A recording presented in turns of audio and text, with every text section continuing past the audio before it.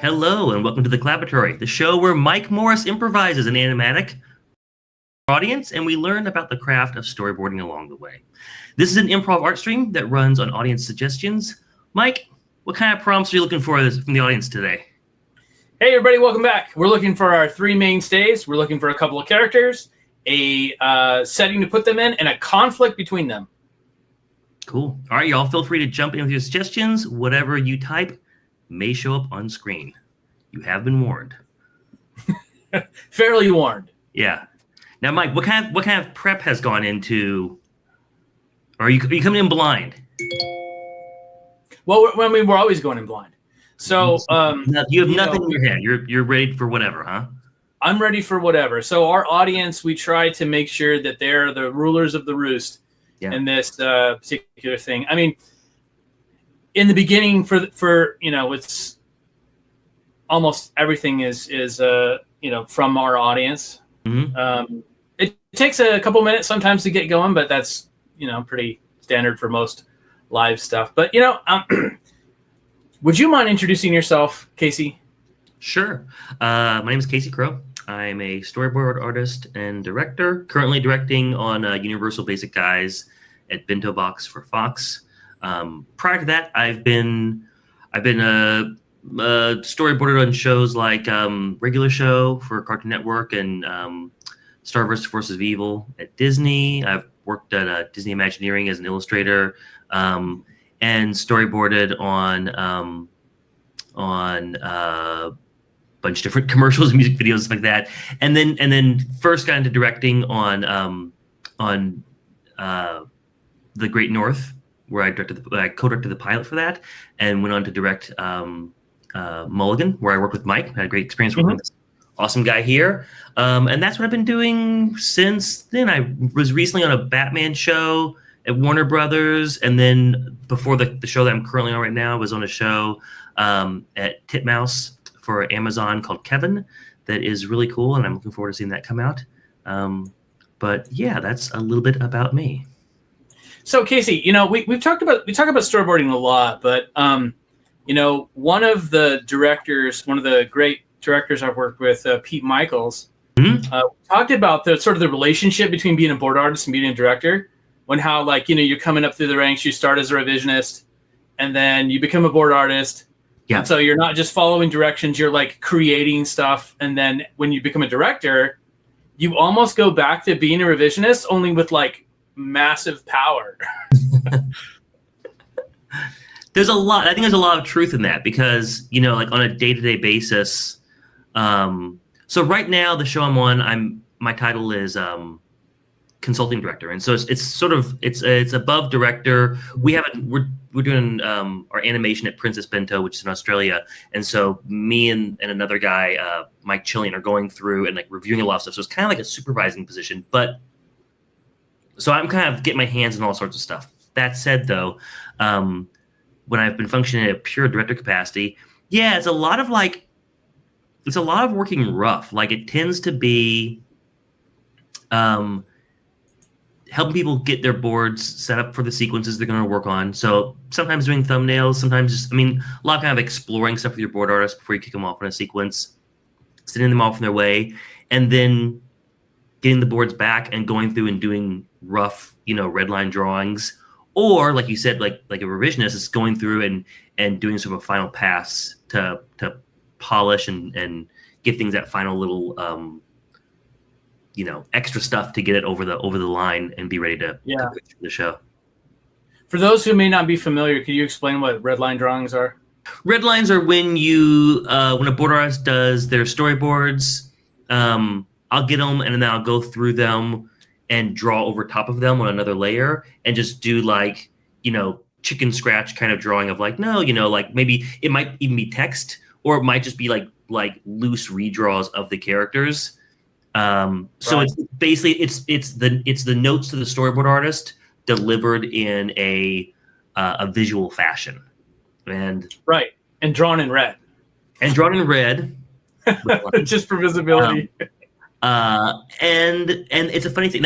like you were saying, the funny thing about being a director is that like a lot of the time, like I'm not doing a lot of clean drawings. Like most of my, probably 90% of the drawings I do are loose, rough, chicken scratch kind of drawings to either kick off a board artist or to give them notes on their boards. There is some polishing when things come in, but yeah, most of what I do from a day-to-day basis is pretty rough drawings. Yeah, I mean, because it's not really much about so much the final look of the drawing or making it pretty. It's more about getting the ideas across.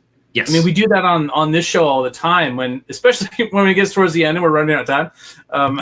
The drawings start to devolve over time. There was this really great episode of The Amazing World of Gumball where they do the animation process and they start running out of budget. And so like the drawings get progressively down further and further until like they're on Post-it notes. Yeah. It was genius. I love that episode. It's so funny. A little like behind the scenes kind of look at stuff. But yeah, I think that relationship between what we would consider like, art, some finished, beautiful thing versus what the storytelling aspect of it, I think, there's just kind of like a different frame of mind you have to be in, I think, is. It is, and it's something that like I know when I first started doing storyboards, when I first learned about storyboards, really, like it was kind of a surprising thing to me to sort of understand that your job is to tell a story, not to do the prettiest drawings. And and nice drawing definitely helps your storyboards, look better, and helps to sell your boards because when they look nice, it gets people excited about them. But ultimately, they're blueprints for the story, and the storytelling is what triumphs everything else.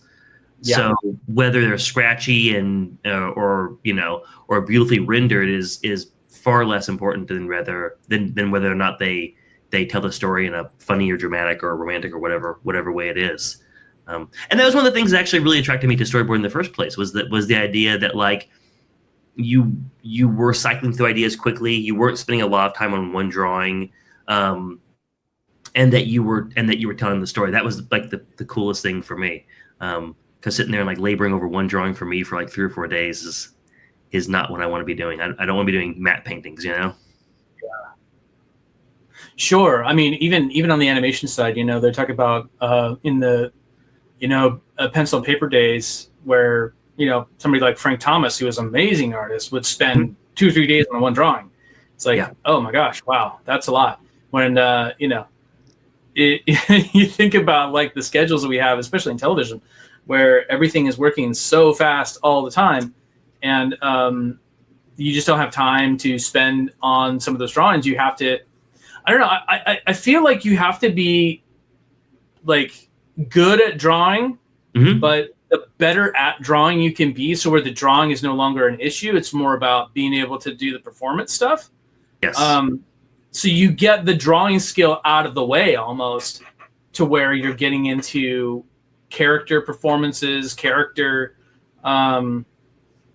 staging, and art is the secondary to the storytelling. Absolutely. Yeah, I mean, it's about bringing your personality into it and being able to tell this. Like if you're working, I mostly work in comedy, and so if you're working on a comedy show, can you deliver the jokes in a way that communicates their jokes, and B, can you plus them up, and that's, I mean, you have the prettiest drawings in the world, but if the jokes aren't landing, then that's the biggest priority, Right. Yeah, and it's funny because I notice with boards a lot of times it's like there's a real art to being loose too with them that you start to understand. I think when I first started off like seeing as like these are some amazing boards someone did, and seeing how loose and rough they were was like, these look like really rough drawings, but then understanding that there's like a method to the madness kind of, and that there's a way of working loose that can be effective and that can be that plays well in an animatic because they have a life to them and they're not so tied down that like when you watch them they don't feel mechanical. And on some shows like you need to work in that fashion, like it's a production requirement. But I now love watching animatics with really rough, really rough board drawings because it's just they just have they're really lively and they kind of have a little bit of room for your imagination to fill in some blanks. You know, I find that sometimes when we watch the animatic versus like the final episode, you know, the final episode feels like kind of stiff, and I'm like, oh man, this was so much funnier in the boards. Maybe because of the snappy timing and stuff, you know, like I feel like in boards that the timing is just so snappy because it's just going from pose to pose, you know, and there's nothing in between. Whereas in the animation part, you have to make sure that there's room for the movement. And so I feel like if you time a board slower, it's better for the animation aspect of it because the timing's already kind of set down, but it doesn't play in a board very well. Absolutely. And so you have to, it's always about, you know, the getting into the editing room and cutting it down and like making it pop, pop, pop, pop, pop. You know, but when you get into animation, you're like, crap, I got no frames to work with. What am I doing? Yeah, you're much more constrained by the reality of the, you know, like if someone walks across a room, they have to walk across a room at a certain speed and take X number of steps. Whereas on a board, you can be much more loose with that. I think also with a board too is that like there's just more personality that comes through in a board, you know, like you can really, a lot of times you can see, you know, me working with my board artists, I'll see an animatic and see what board artist it is. And some people have ways of drawing stuff that's just very appealing and you know, it may be off model or whatever, but like it looks really good. And they do weird, you know, they'll do weird drawings that may not necessarily make it into animation, but they work really good in the animatic. And there's also, I think, the appeal, at least to me anyway, of like something that's not done and imagining what it will be eventually, as opposed to seeing something and recognizing that that's the end product. Because when you see something that you're like kind of like, oh, this is the first step, it's only gonna get better from here, or it's gonna get more fleshed out, your imagination can kind of run wild and you can get excited about like, this is gonna look so cool when we see final animation, you know? Mm-hmm. Well, I mean, I remember working with Jackson on Mulligan, and his drawings were, you know, simple, but like so effective and good looking, like it was a really nice board you'd look at, but still all the poses and drawings were there. And I feel like when we're working in digital too, we have a little bit of leeway in that not everything has to be redrawn every single time like it was when we're, you know, just boarding on you know, 3-panel paper.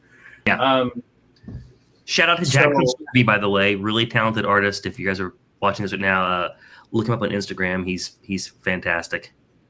Yeah, he's great to work with too. Super fun. Super good dude. Super good dude. Super talented. And just like, all around thumbs up for that. And that's not JACKSON.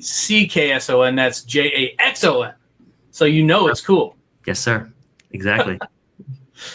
Well, Mike, have you've done shows pencil and paper or pen and paper? Yeah, The Simpsons. So, but that was character layout. So we did all of our character layout on pencil and paper. Okay. When it first started over there, and that was in 2006, and they were still on animation paper. And to this day, animation paper, a fresh ream of animation paper, is still one of my favorite smells. It's just, love it. It's so great. It smells like Simpsons. It smells like art to me. Yeah. Like it just smells like. I don't know, just that it reminds me of being in college, reminds me of being, you know, it's growing up and drawing in my bedroom when I was a kid. Absolutely. You know, it's so nostalgic for me, and I, you know, still keep animation paper on hand just because it's, you know, I hardly ever get to sit and draw on it. But yeah. Do we have anything coming in from our audience? A couple take a cruise, and due to horrible weather conditions, the boat takes them to another destination, and they end up stranded on a private island. Ooh, that's, I guess, some like Island of Dr. Moreau vibes. Mike, I'm glad you're drawing this and not me. That is a tall order. All right, so I like that premise. We're going to go with that. I think we need some descriptions of this couple. Are they human? Are they not? Are they, you know, is this an animals thing, or is this a people's thing? What is it? Okay. So I think what we should do, I think Casey, this calls for a lightning strike as our first panel here. Okay. So I'm going to go to my BG layer, and you know what? Let's go back to the stage view, because working in stage view I feel like is a little bit more advantageous in a lot of ways. So let's go with this. And then coming up to here, I'm going to duplicate this layer, and we're going to get some lightning striking happening. All right.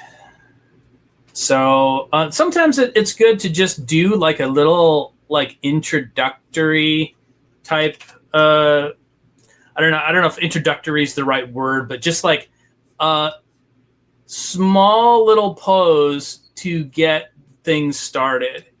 Okay, so we've got just a little lightning right here, and you can kind of see the border of the panel.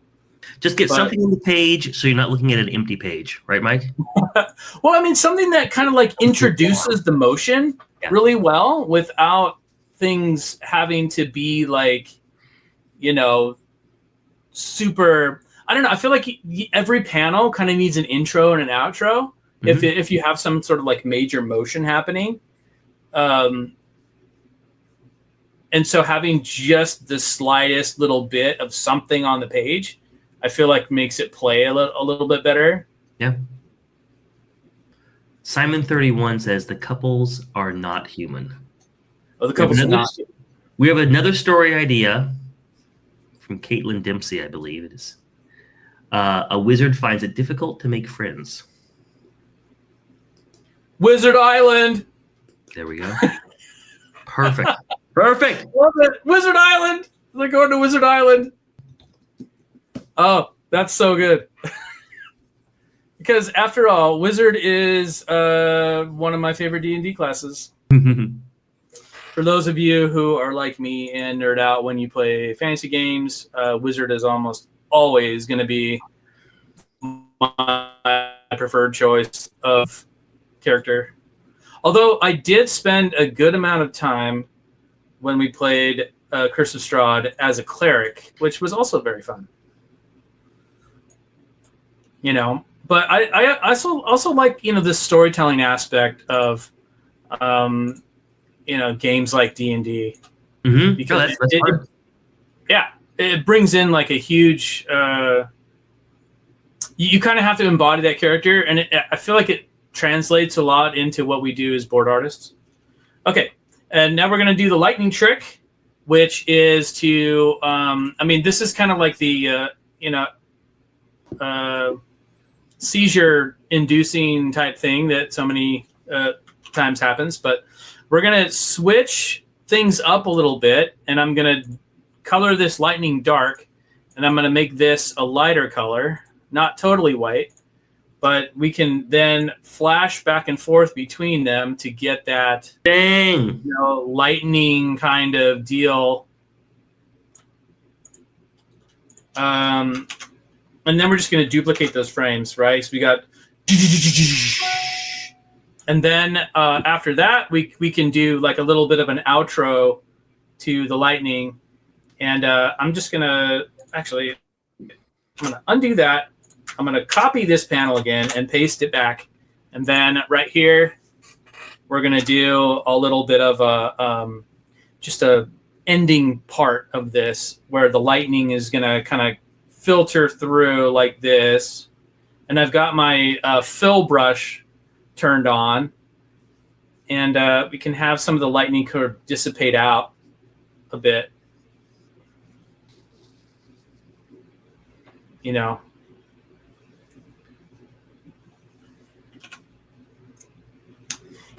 There's also a relationship, Casey, I feel like, with storyboards. You have to have a little bit of animation training, I feel like. Otherwise, it sort of doesn't always translate well. Well, especially in the day. Yeah, I mean, kind of going back to what you're saying earlier about drawing on paper. Paper was much more forgiving for your posing because you didn't draw as many panels, right? So since things have shifted into being digital, people pose things out a lot more. And as a result, there's more opportunity to start to animate stuff or start to come close to animating stuff. And if you have those underlying skills as an animator, boy, it's a huge advantage. Absolutely. Oh yeah, I totally feel that. I feel like we've both seen those sequences where someone like goes overboard and animates a sequence, and it's like every single movement is in there. It's like this is done. It's nice to have that in your tool belt for sure. All right, then okay. So next, I think we're going to go to a new panel, and we're going to have. I'm just going to keep with this theme of it being a little bit darker, a little bit more moody, but we're not going to make it like totally black in the background. Absolute night kind of thing. Instead, we're going to do like our first character here. Let's see what we said, non-human characters, right? So non-human, we need what sort of, are these aliens, are these animals? Like what do we got? What do we got going on?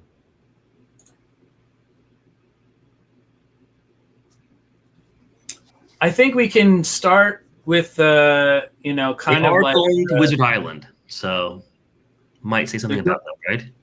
They're going to Wizard Island. We've got you know what? Maybe instead of clouds or like fog, we might want to do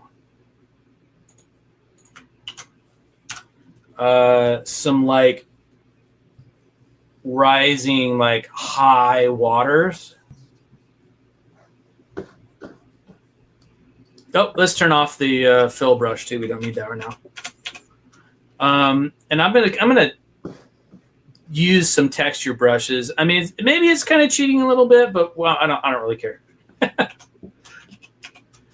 It's not cheating. Come on. Let's get something dark here, so we can just brush in some texture. And it's not always a great idea to use texture because sometimes it slows the board down. And like you can see, my pen is having kind of a little bit of trouble with lag right now. But that's because it's also calculating a lot of stuff in the program itself. So sometimes it takes just a sec for it to snap into place. Not a big deal, but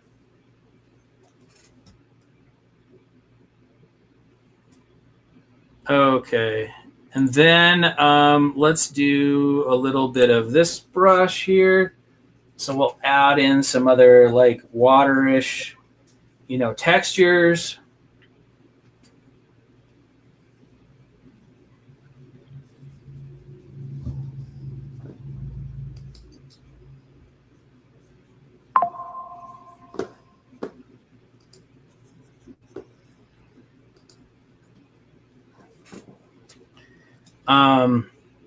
And then just some little highlights here and there so we can kind of tell a bit more of what's going on, and I'm going to,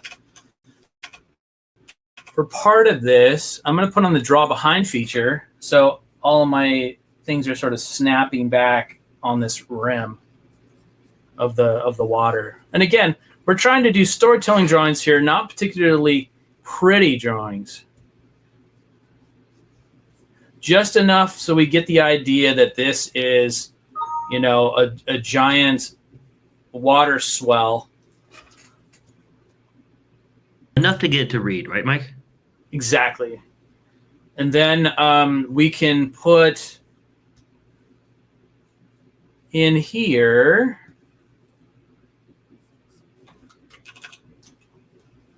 I'm gonna put this layer up here. I'm gonna put this layer on B.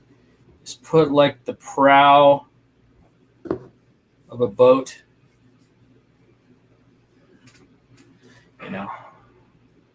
Give it more of that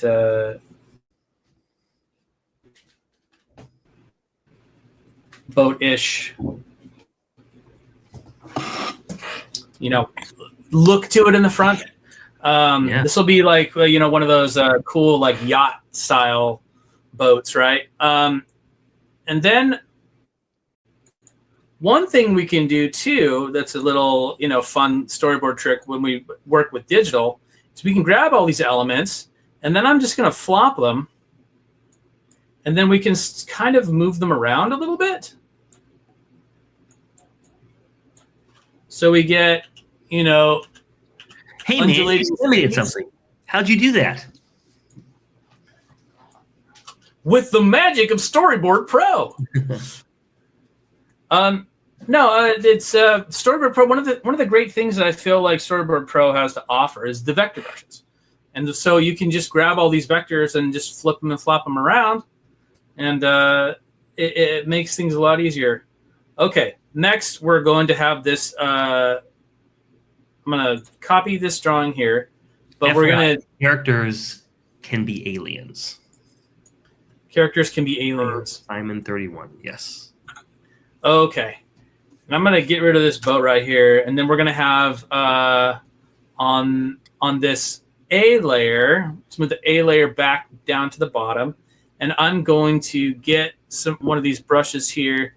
And we're going to have like a big splash of the boat just kind of plowing through the ocean waves.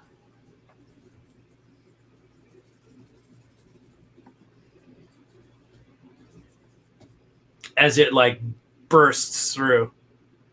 Awesome. And we'll kind of set that up a little bit, and we'll see like the top of the boat. And having some good idea of perspective and being able to sort of draw things that you're not necessarily super comfortable drawing all the time. Yeah. That was like, I've said it on the show before, but that was like my biggest shock when I was, first starting out in professional animation work. Mm-hmm. It's like, all right, we need you to draw this car. And like cars are like my kryptonite, like drawing cars. I've never liked drawing cars and vehicles and all this other stuff that you have to draw just because that's part of the deal, right? Oh, absolutely. And so, like, angles that you might not want to draw it from if you were, if you're left to your own devices and you just draw a car, Mike, versus draw a car as it's jumping across, a canyon or something. It's right. Okay. Then here, so we're gonna have this boat kind of busting through, and I'm gonna come back here and grab some of these other vectors that I've got going on. We're going to work just a little bit of chicanery. And I'm going to paste this here and just lower it down a little bit and then kind of monkey around with some of this stuff. Another big trick that you can use that I found is just getting the cutter out. If you got to split up something and just using the cutter. And filling things in after the fact. Another great tool that I think it's overlooked is the perspective tool. I mean, I'm sure that you've used it a lot on different shows, just as a quick way to make things work really well. Yep. I feel like that's like one of the things that you need to do as a director too, is you have to really work very efficiently because you've got to get this stuff done and into editorial. And so having the most efficient working methods then becomes paramount. Yeah, because when things come across your desk, it's not usually something that you have a lot of time to sort of noodle away with. It's usually something that needs to be done, as soon as possible. It was due yesterday. Yeah, get in there and get it ready as fast as possible, and have your methodology figured out, and be able to be creative on the fly and execute. Right, like you got to execute. Yep. All right, so we got this boat, and I'm just gonna do the just register it instead of drawing it out like it probably should be drawn out. And then I'm going to just grab this local color here, and then using a draw behind and a fill, I'm just gonna fill that up. So now we've got that space kind of filled up. Yeesh. And then next panel. Once it finishes rendering all this stuff. Again, this is why not always, it's a good idea to not always use the textured brushes, because sometimes they just take a little while longer to get things done.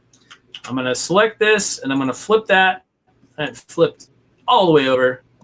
And then we're just going to, again, use some of our tools at our disposal to really sell this idea and use the inherent movement in something without having to redraw like everything. Yeah.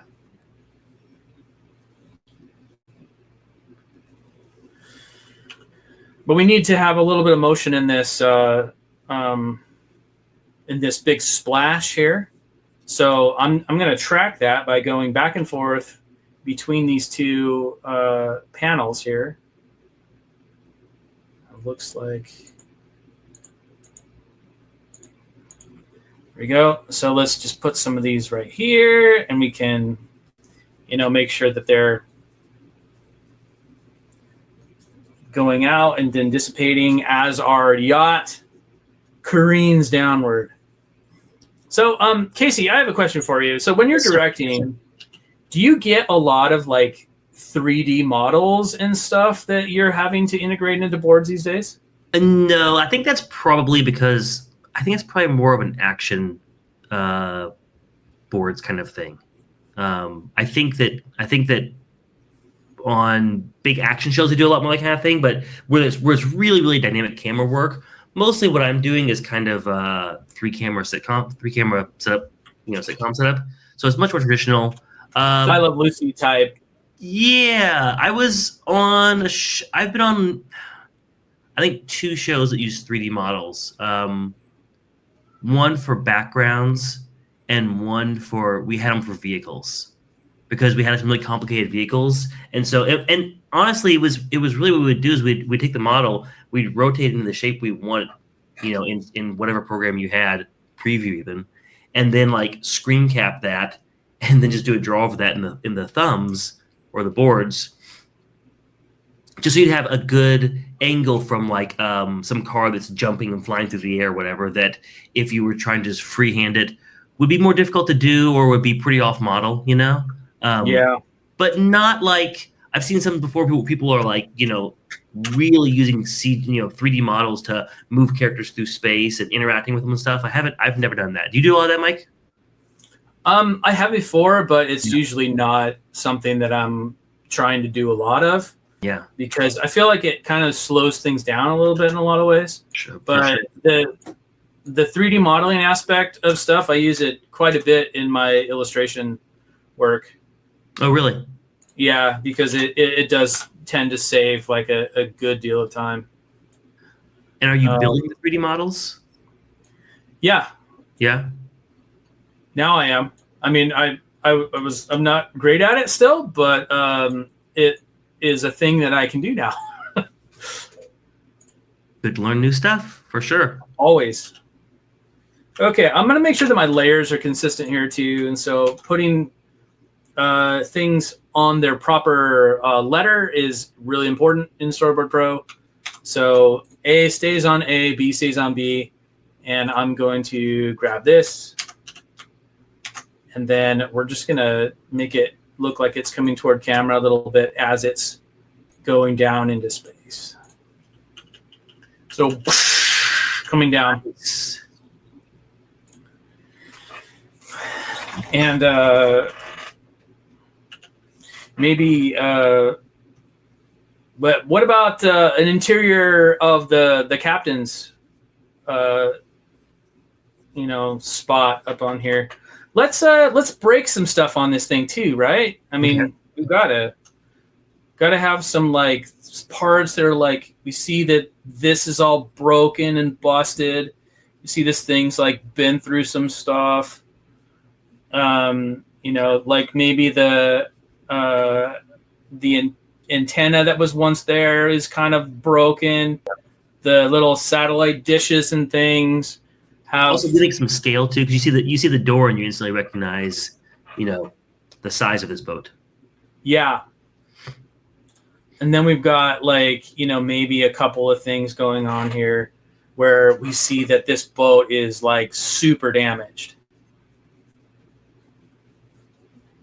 And it helps when those damages are in frame. There we go. Put that damage in frame. Yeah. So we don't necessarily see it at first. Maybe we should like kind of hint to it here and there and put some, broken stuff. We don't need to really see that until it's getting closer and we can actually kind of, register what that is. And we can have this spot at the helm here. And, in some of the more modern ships, they still have these wheels, but they're not as important as like some of the other navigational tools. But they do look cool though. So they do look cool. They look way cooler. Yeah. So let's put like a little panel across here. And we'll have it look cool that way.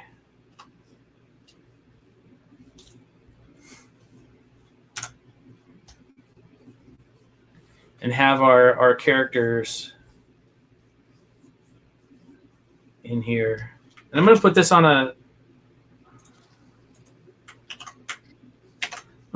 different layer. I'm going to put this on layer C so we have room for all of our characters.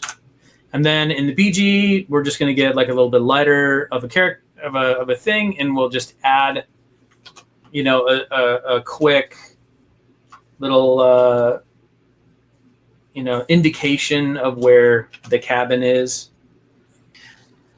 Now here, I know you're working on the fly, so this may be your normal sort of methodology. But do you if you were boarding this on your own right now, you're working on a show or whatever, do you do an underdrawing or do you jump right into the drawings? Depends on the complexity of the drawing. Yeah. Sometimes I'll just jump right in, especially if it's like what we refer to as the vomit pass, right? Mm-hmm. Yep. Then I'll just kind of like do whatever, just to get something on the page. Yeah.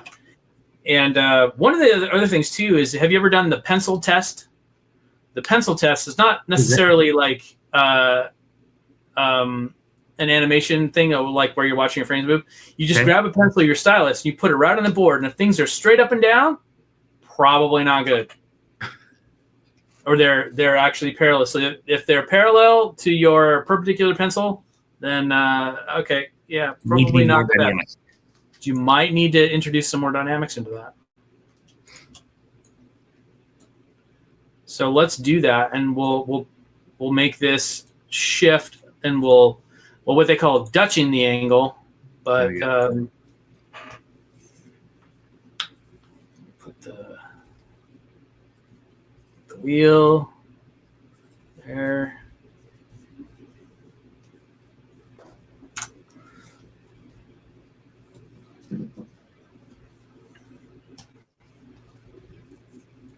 All right, and the first look at our characters.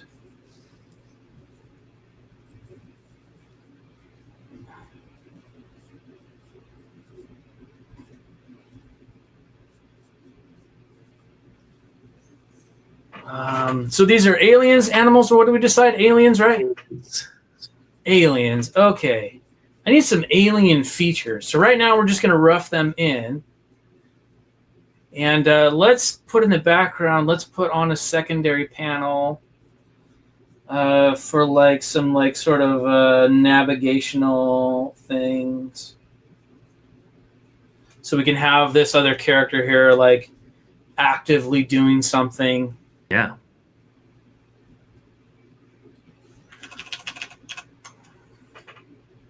Excuse me, I need to fix my monitor here. One moment. Stand by.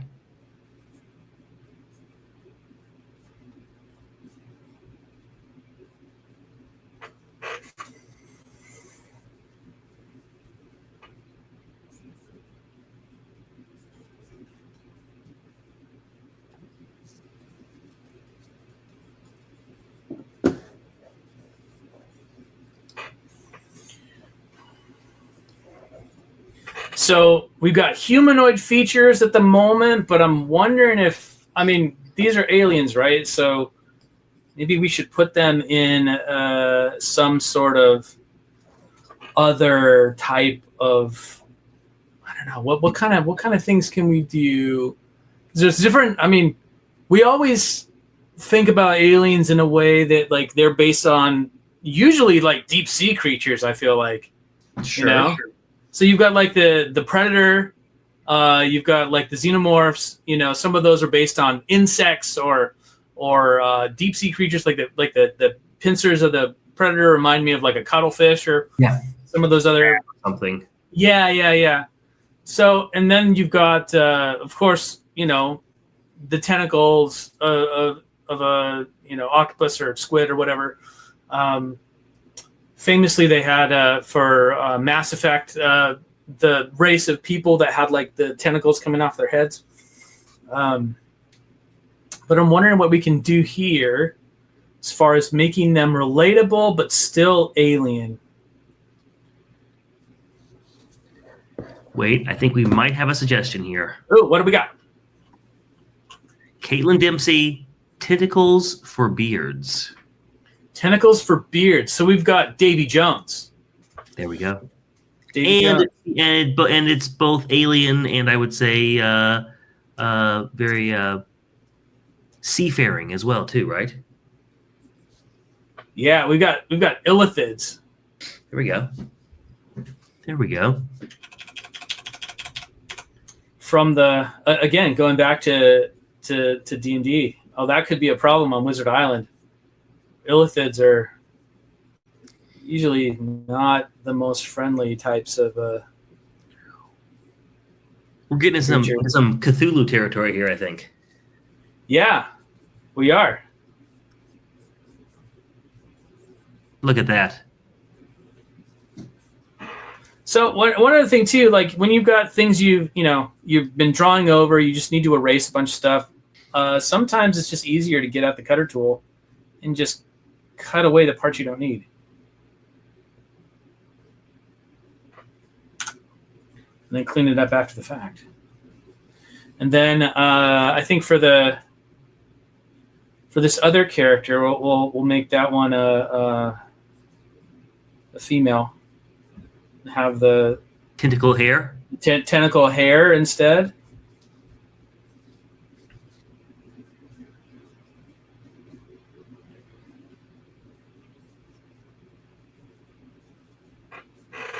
So I think we also need to have tentacle arms for this guy. So, but not necessarily like. I just think we need something else. So we'll do like tentacle fingers, maybe.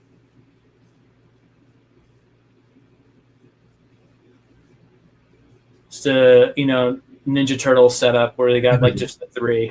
Yeah. Right. Okay, so this is our basic setup for here, and I think is going to mention of how these Earth vessels are so terrible. Far inferior to what he's used to working with, right? Yeah. And if we select these two layers, we can also just grab a bunch of stuff at the same time. Grab a bunch of this. We don't need some of this other stuff, so you can either shift select it off. I'm just going to opt to reselect this. Change my pivot point. And get rid of some other stuff that I don't need to move, and then just shift this over a little bit. Then going back to my character, just going to be able to adjust the few things that I need to adjust.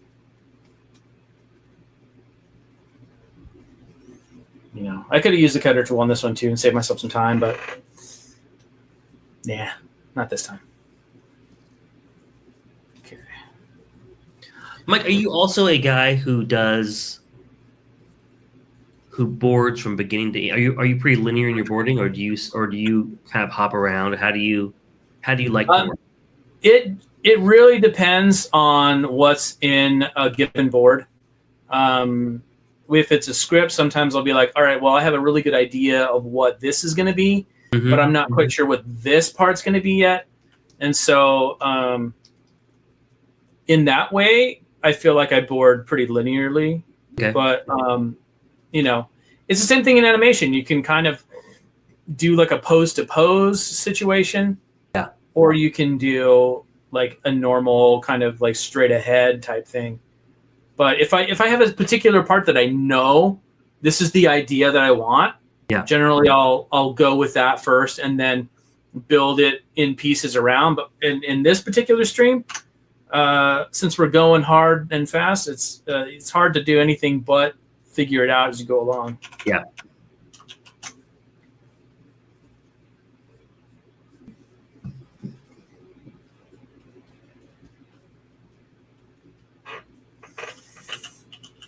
So he's got this and he's complaining. And then we're going to come over here. The girlfriend or the missus, the mate, the first mate. First mate. Love it.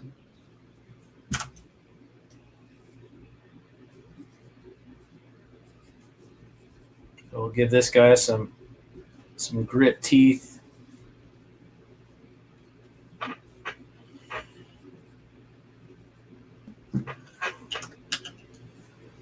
Maybe even move him. You know, one of the little things, Casey, that I find in a lot of these boards is just giving it a little bit of movement makes such a big difference. Yeah. Even if it's just subtle like this. Yeah, it helps keep it alive. You know, it's really easy.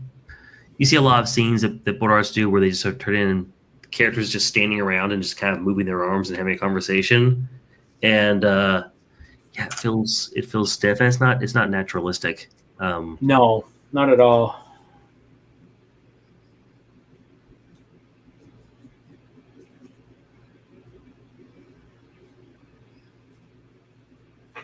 All right, and one of the thing that we talk about sometimes is eye lines. You know, I think that as a director, that's probably one of my biggest things that I've seen with people is that their eye lines are off. Do you encounter that quite a bit where characters look like they're not like looking at each other? All the time, and I see a lot of like cross eyes, and I see eyes that don't reflect screen direction. The first show that I boarded on in animation, regular show, that was one where like they were really big on the fundamentals, and eye line was something that they wanted to be in there, from the thumbs. Like they wanted you to have that correct and dialed in, and so I had it kind of drilled into me that was an important thing to do. And so I've become very aware of when it's not, or not the way that we deem is correct. And yeah, if you haven't worked on a show where that's really important, or worked under someone who really drilled that into you, it can be something that you kind of don't really notice quite so much. But once you start to really think about it, it becomes hard to ignore. It really does.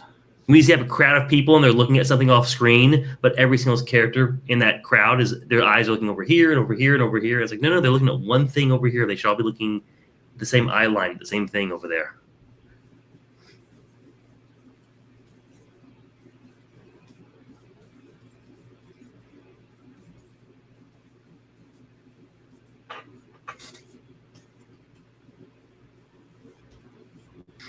And we'll go to a close-up.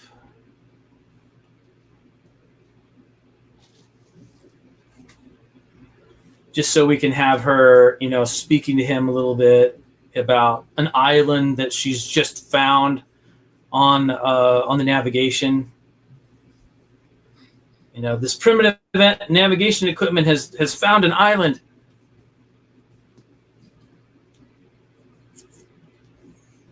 Sometimes for filling in mouths, it's nice just to grab the paint bucket and just pop.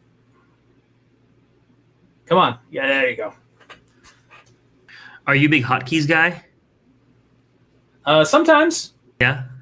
I use a little dial that I can go through stuff with. But yeah, I hotkey some things, and other things it's just easier to grab it straight from the screen. Yeah. I have one of those. Right, one of the older Cintiqs that has the buttons on it. I've got like my 10 main tools all right there ready to go, so that when you're working, it's really quick to just cycle through. Oh yeah. I was introduced to the idea of micro movements a little while ago, probably a couple of years ago now. Since this is a close-up, I'm going to put in a little bit of an antic. An antic being the anticipation pose that will precede another pose.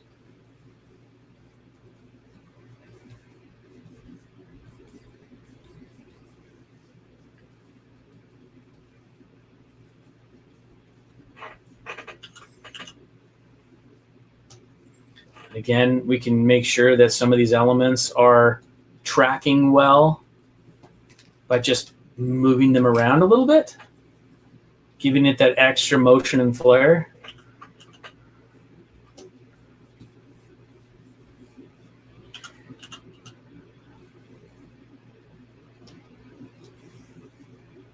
And then other things we can do sometimes is just add a little bit of a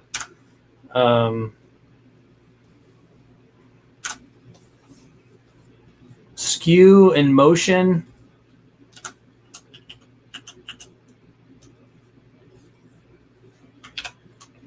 We're not going to give her eyebrows because I don't think she would have eyebrows.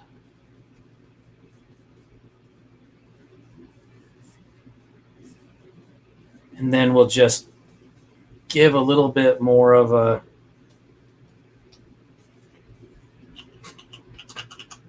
whoops, we went way far back.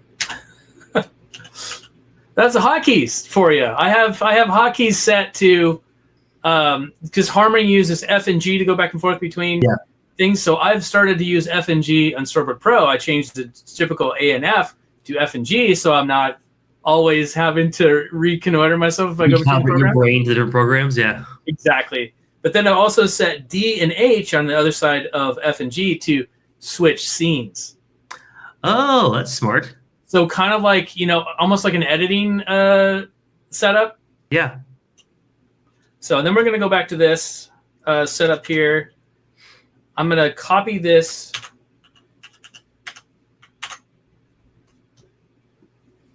And then grab this character here.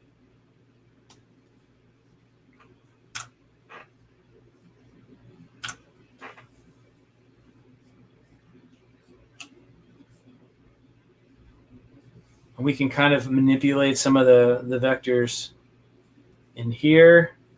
I'm just going to get rid of some of these. Put these on more of a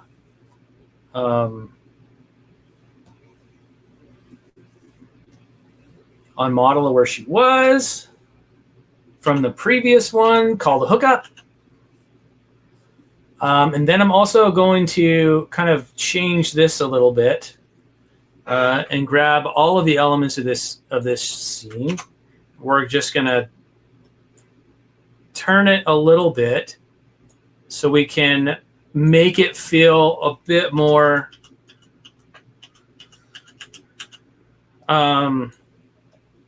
like it's working with the eventual motion of her going to be pointing toward Wizard Island.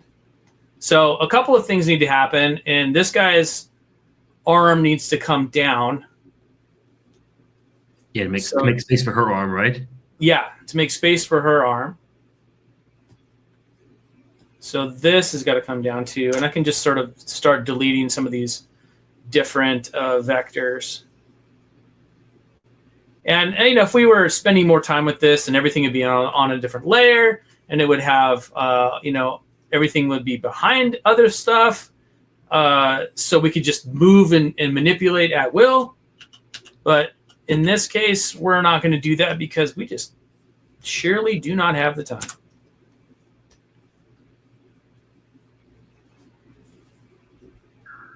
Okay, and he's going to be down like this, and then we're going to have him be like, with his arm way up here. He's just trying to maintain a good course. And then we're going to have her hook up that pose.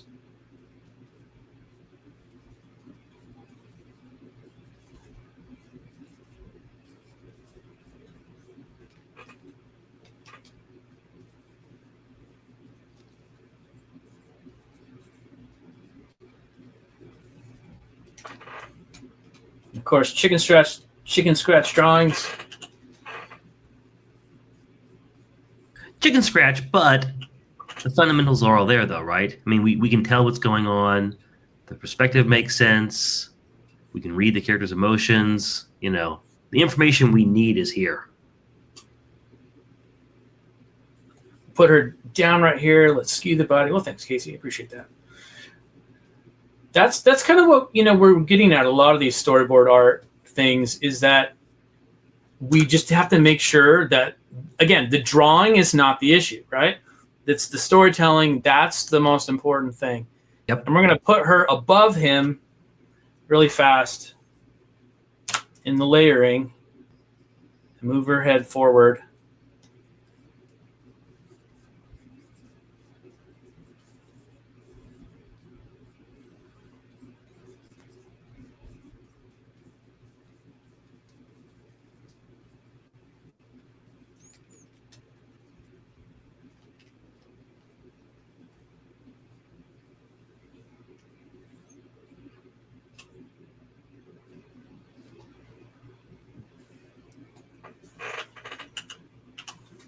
Need to raise this eye line too because she's looking out where a window would be.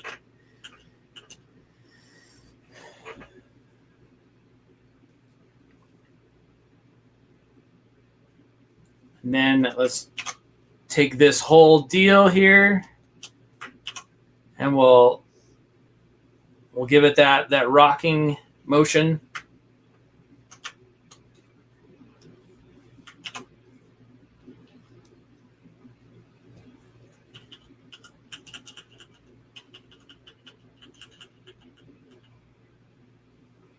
And then we can even change his expression a little bit.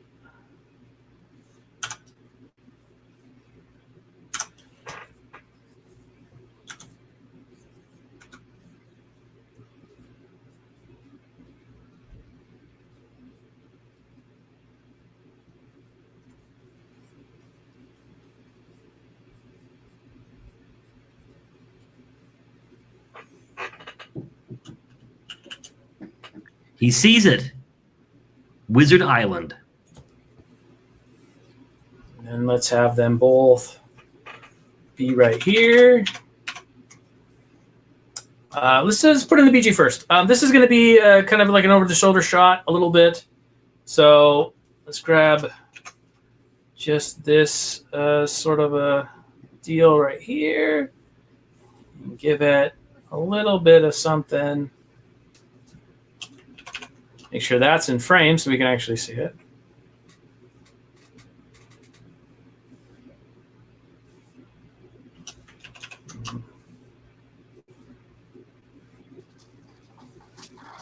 Sometimes just getting just a little bit of perspective in there really helps. All right, then we'll put our characters in. We've got the helmsman here, and we've got our lady right here. And we're just going to do the salt shaker heads for now. Salt shaker heads being kind of like the universal like stand-in, I guess you would say, for like where characters. It's more than a stick man, you know. There's some depth to it, you know. Yeah. And then you can come in and kind of after it's placed, just give it a rough something. All right. We'll give just a little hint of his eyeball here. A little bit something on his head so he doesn't look like he's just, you know, just a round, weird, bulbous head for no reason.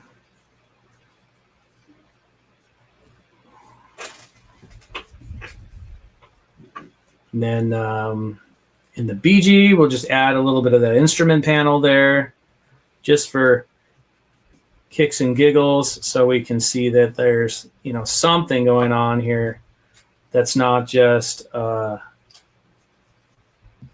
nothing. So we'll add a couple of levers, and you know, obviously you'd probably do your research before this would happen, but let's have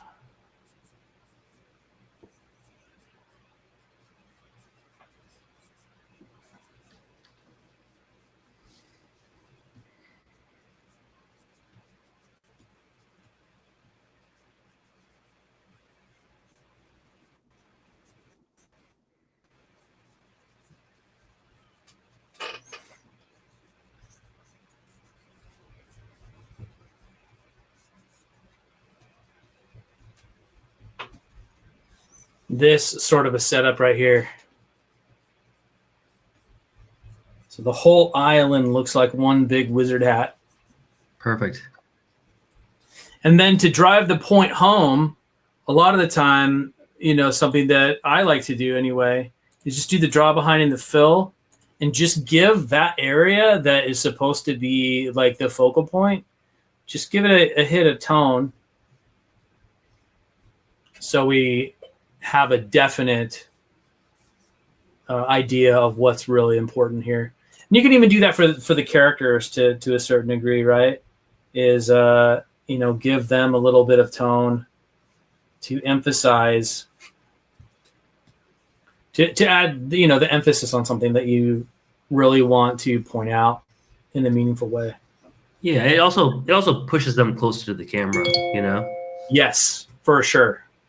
I mean, if we were really to take a lot of time and do this in like the proper layered and cleaned up, you know, final board type situation, like, you know, you'd even probably tone the ceiling here and do some of that other stuff. But like, we've got this, and then I think one of the things that we can do here is add just a little camera move.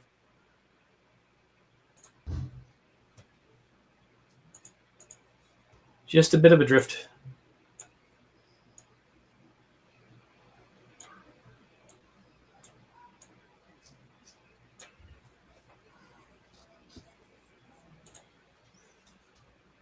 And then maybe like a Captain Kirk type shot, where we've got.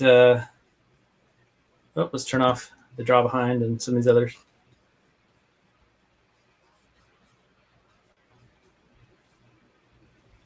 The big hero shot, right? Yeah.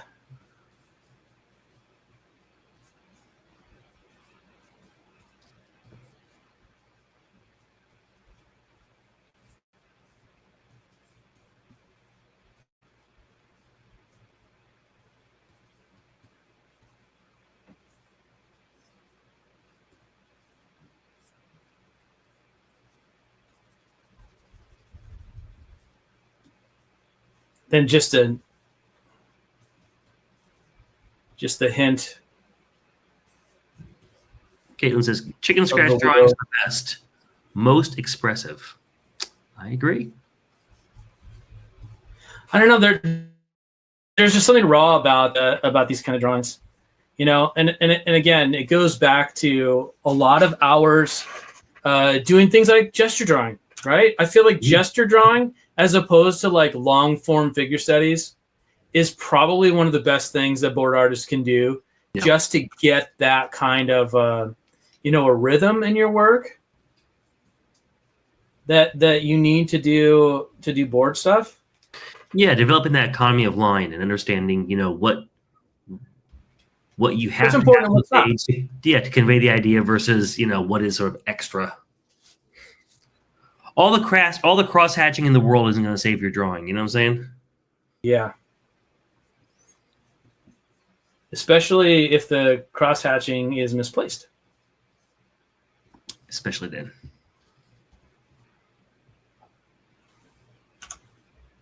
So, like, just going back and fixing a few of the lines to make sure that things are, working the way that they should.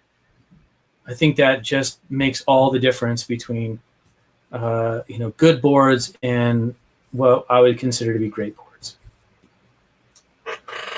The artistry really is important, but at the same time, the artistry should be so ingrained that it's secondary to the performance of what you're trying to do. Okay, I'm going to take this. Just going to give it a bit of a restage. And then one of the other things that's nice to do for shots like this is just give it a little hit with the perspective brush or perspective tool. Just so we have an added layer of perspective-y goodness.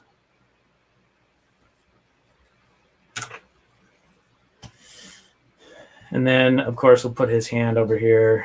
And then in the background, we'll just put in a basic, just enough background to make sure that we know that they're inside something. And this kind of perspective lines sort of thing is absolutely permissible when we're doing a board like this. Yeah, let's just really quickly, let's just know we're in an upshot, Yes. What do you think about having lightning over Wizard Island? I think that has to happen, right? I think so too. So we're going to duplicate that, but we're going to get rid of these middle keyframes because that's going to be like, a thing for us right here. So now I've dragged this out, and I'm going to start chopping this up here. So I'm going to go to right click, and I'm going to do split panel at current frame. I've got that set up to be a Q on my keyboard. So then in this case, since we don't have a background that we're working with that's dark, I'm just going to use a little splash of color, not red, but we're going to double click on here, and I'm going to turn it into like a yellow. Actually, maybe even like a blue. So it's we see that it's like super hot.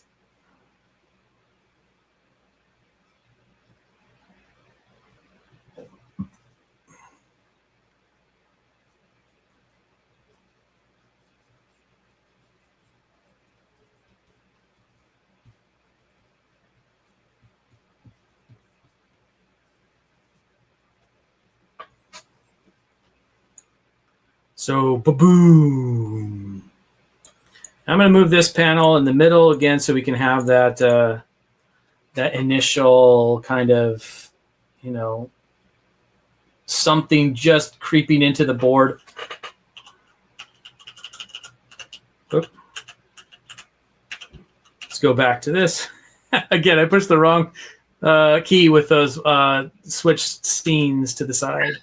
So, and if we want to, we can, get into the lightning effect of it all, if we had time.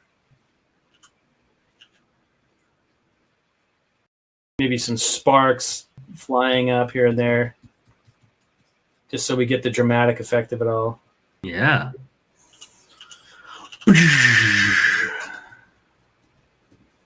And this is almost like, wizard confetti. And then one more panel I'm just going to split that so I don't have to deal with the keyframes, and then draw it out. And then here, I'm just going to get rid of all the blue. So an easy way to do that is just use the select by color tool, and it just selects everything that's blue of that same particular hue. Well, looks like we need just to rearrange a couple of panels too. But in Storyboard Pro, super easy. Boom, boom, boom. All right, here we go.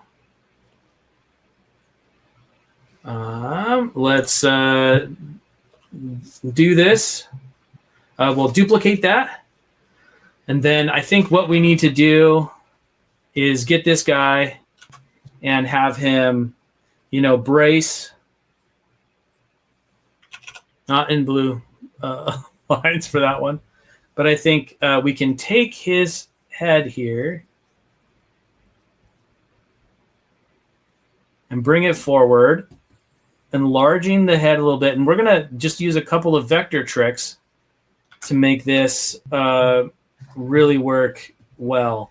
You can do some really great things. Like, I don't know how many times I've done like head turns and stuff just with the vectors alone. Yep. And not having to actually do anything with the drawings themselves. Just nudging eye placement and ear placement and yeah.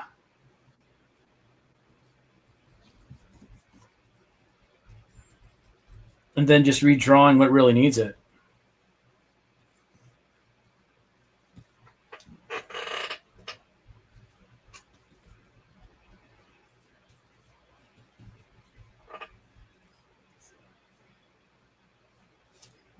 And we'll add another. I think we'll do the in-camera move on this one, and we'll just select both of these layers. Well, I don't know, Casey. What's your opinion on that kind of thing? As a director, would you rather have things adjusted at the camera, or would you rather have things adjusted with the drawings themselves? Or is there a combination of both that actually suits you well? Probably the camera, because it's easier to go back and undo changes, right? Once you do it, if you do it in camera, you're kind of locked into those decisions across multiple panels. But if you have a camera and one of the scenes is not working or whatever, then you just adjust the camera and it can affect multiple panels that way. So it's usually a little bit easier. So we'll just do a camera move right here and have it that. Zoom in.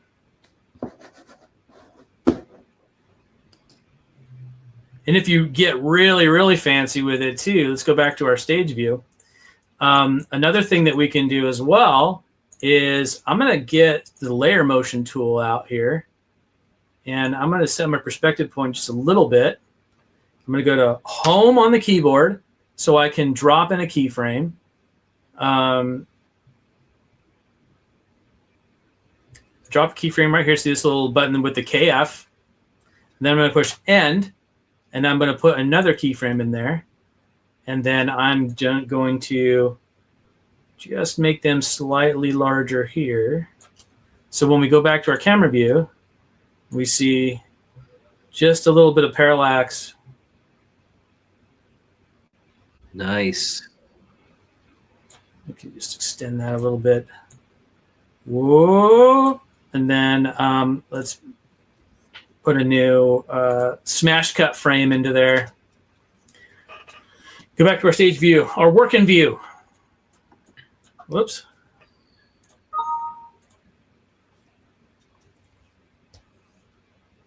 All right, now I think the next thing that we should do is I'm going to get some textured brush out again, and no, not that one.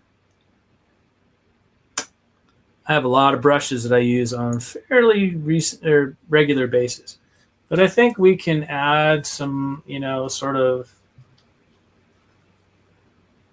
misty, kind of cloudy, foggy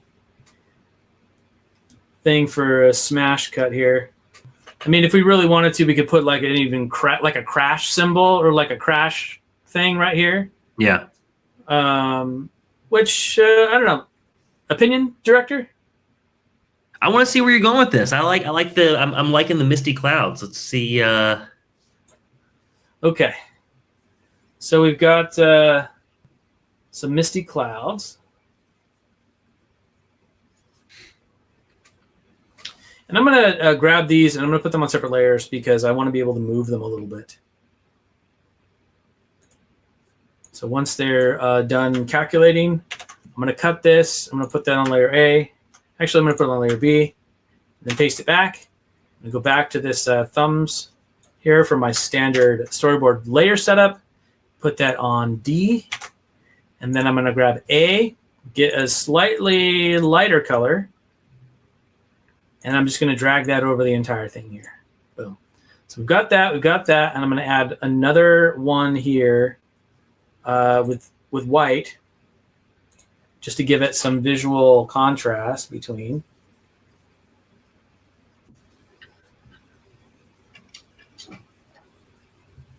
And then color that in.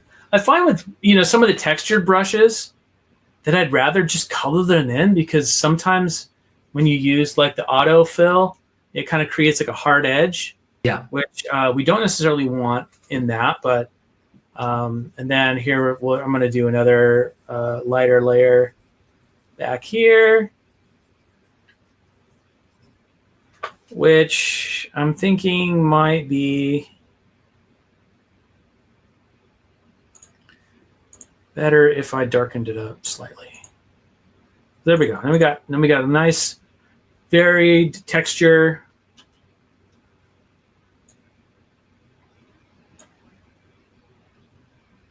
And let's duplicate this. And then have a little bit of layer motion applied to each. Go like this, drop keyframe in the beginning on each layer.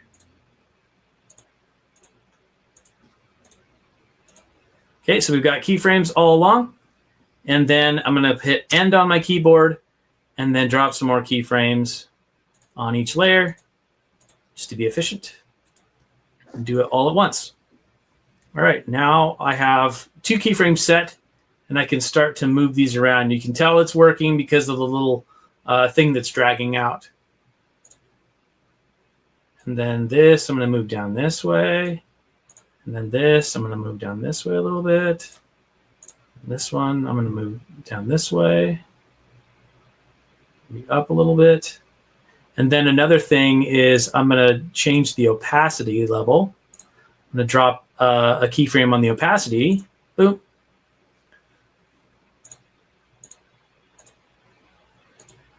And the opacity keyframes are like way up here by the opacity part of it. So I'm going to go back to home, and the opacity also needs to be set for each layer. And then I'm going to go back to my other keyframes and set these at 20. Mike, 20, 30. We have 10 minutes left. Can we run the animatic, please? No, because I'm not done. All right. Keep going. Okay. Sorry, Casey. I know you want to see it. But we have one more thing we got to do. And that is in the back here, we're going to have the crashed vessel. And I'm going to change my pen back to my basic board pen. And we're going to have the vessel just right here, all crashed with rocks and stuff in the background. Nice. So we can see some of that. And then I'm going to copy that. So, and then also I'm going to get rid of the keyframes on the opacity. And all of these are just going to be at 10%.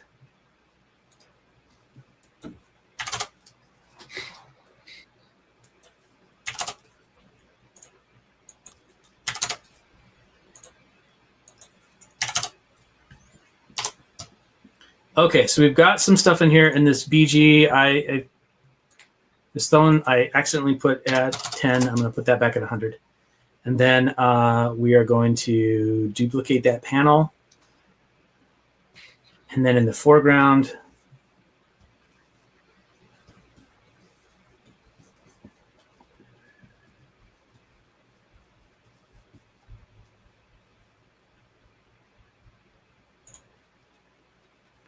we're going to have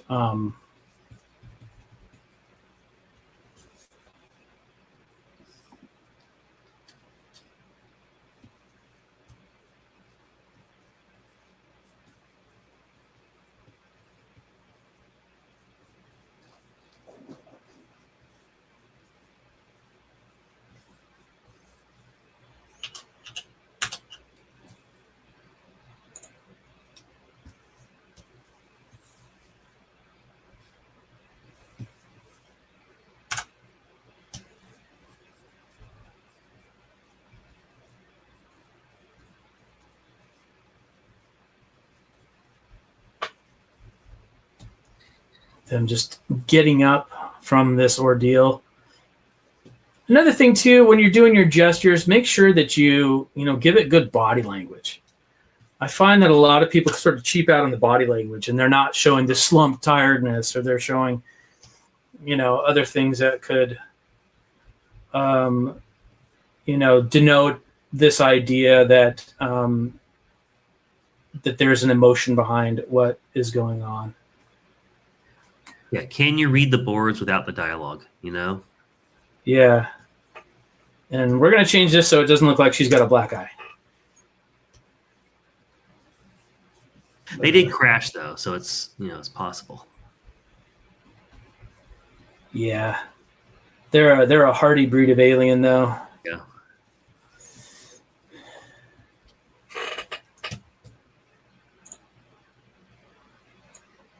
And then they're going to both realize at the same time, because we don't have time to do anything else.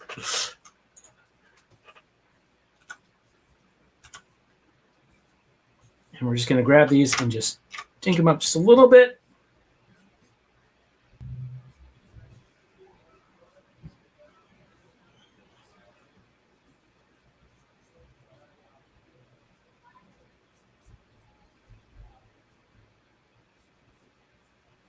And we're just going to keep his, we're going to cheat with eyebrows for a hot minute.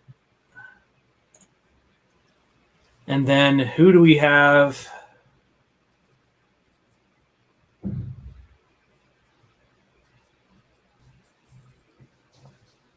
The wizard.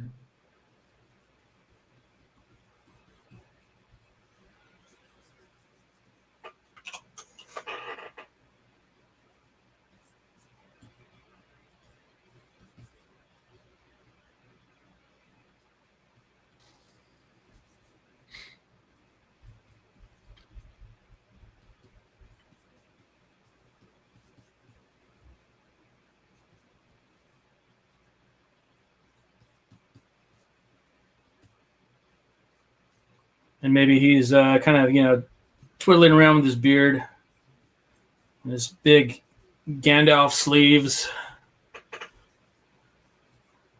Gotta have the staff. Gotta have his wizard staff. Come on. I mean, as far as, wizards go, you gotta have the staff, or at least a wand of some kind, right? Absolutely.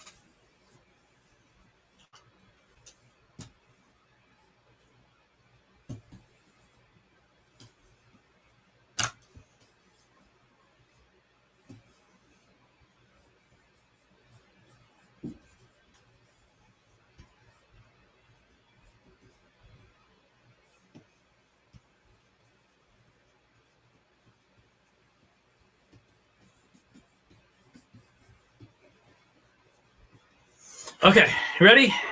Fantastic. Do this thing. All right. Good. camera view. Let's go back to the front. It is dark, very dark. But we're going to push Shift M and make it even darker by going to full screen. And then lightning strikes. And we see busting through a huge wave is a big yacht. And it's pouring through. Got, this guy's struggling to maintain. Oh, these stupid human ships are so terrible.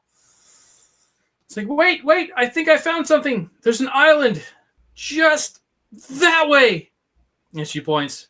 It's like, let's see if I can make it. Oh, and it's, there's Wizard Island. I don't like this, but we have no choice. And then, I think we do need the black frame right there. We need it. We need to go back in black.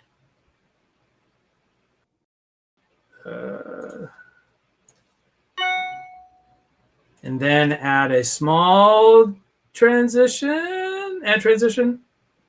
Okay. Oh, transition's in the wrong place.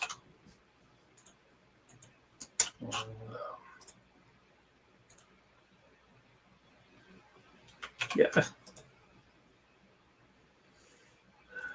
Split current scene. There we go. Split current scene and then add transition.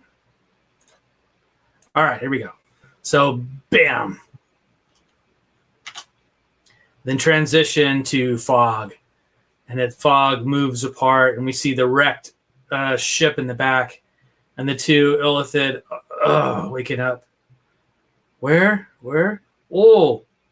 And they see a wizard standing there scratching his beard, and he said, Illithid, eh? Oh, we don't see many of those around here. But welcome to Wizard Island! Hey, very nice, Mike. Hey, we had a little bit of a hitch there in the storytelling, but it needed that black frame.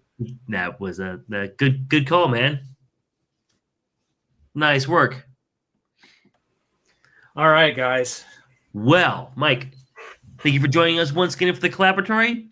Do you have any projects or topics that you would like to draw our attention to? I just want to draw attention to the fact that Storyboard Pro 25 and Harmony 25 are available for all of you guys now, and there's some really great new features. Check them out on the Toon website. Read about them. There's some real game changers going on in this new version. With each version, it gets better and better. So go for it, guys. Check those out. Awesome. Okay, so thank you to everyone who joined us for the Collaboratory. If Mike Morris could draw this amazing sequence in 90 minutes, then just think about what you could draw in 3 weeks.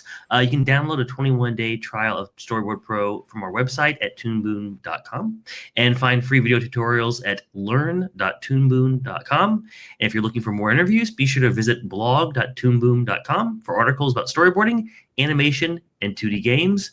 Until next time, Mike, it's been a pleasure, man. Always, Casey. Thanks, sir. Bye.